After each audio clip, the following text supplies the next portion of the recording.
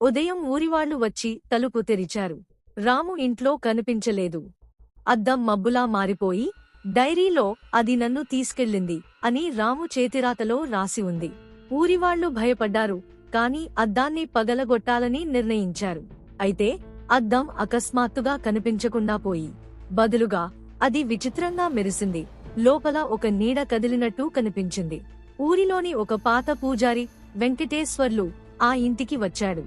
అతను డైరీని చూసి, ఇది అద్దం కాదు, ఒక గతం యొక్క గుండె. దీన్ని నాశనం చేయడం కాదు, సత్యాన్ని బయటపెట్టాలి అన్నాడు. అతను ఒక పురాతన మంత్రాన్ని చదివాడు. అద్దం వణికింది. అందులో నుండి ఒక రూపం బయటకు వచ్చింది. అది రాము తాతయ్య స్వరూపంలా ఉంది. తాతయ్య ఆత్మ ఇలా చెప్పింది, నేను ఈ అద్దంలో ఒక రహస్యాన్ని దాచాను. ఈ ఇంట్లో ఒక అమూల్యమైన వస్తువు ఉంది. అది చెడు శక్తుల నుండి కాపాడుతుంది. కానీ నా తప్పిదం వల్ల నా ఆత్మ ఈ అద్దంలో బందీ అయింది.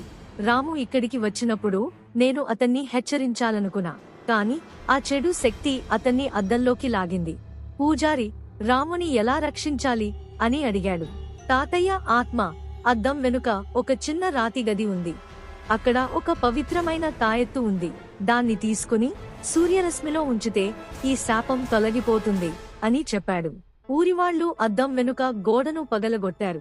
అక్కడ ఒక రహస్య గదిలో ఒక చిన్న బంగారు తాయెత్తు కనిపించింది. దానిపై వింత రాతలు ఉన్నాయి. వారు దాన్ని బయటకు తీసుకొచ్చి సూర్యరశ్మిలో ఉంచారు. అద్దం ఒక్కసారిగా పగిలిపోయింది. ఒక తెల్లని వెలుగు బయటకు వచ్చింది. అదే క్షణంలో రాము గదిలో మళ్లీ కనిపించాడు, గందరగోళంగా కాని సురక్షితంగా. రాము చెప్పాడు, అద్దంలో నేను నా తాతయ్యను చూశాను. అతను నన్ను ఆ రహస్య గది గురించి చెప్పాడు. కాని ఆ చెడు శక్తి నన్ను బయటకు రానివ్వలేదు. ఆ తాయెత్తు గ్రామంలోని ఆలయంలో ఉంచబడింది. ఆ ఇల్లు శాంతిమయమైంది. కాని రాము ఒక్కటే చెప్పలేదు, అద్దంలో తాతయ్యతో పాటు ఇంకో నీడ ఉంది. అది అతన్ని చూసి నవ్వింది. అది ఏమిటో అతనికి తెలియదు, కాని అతను దాని గురించి ఎవరికీ చెప్పలేదు.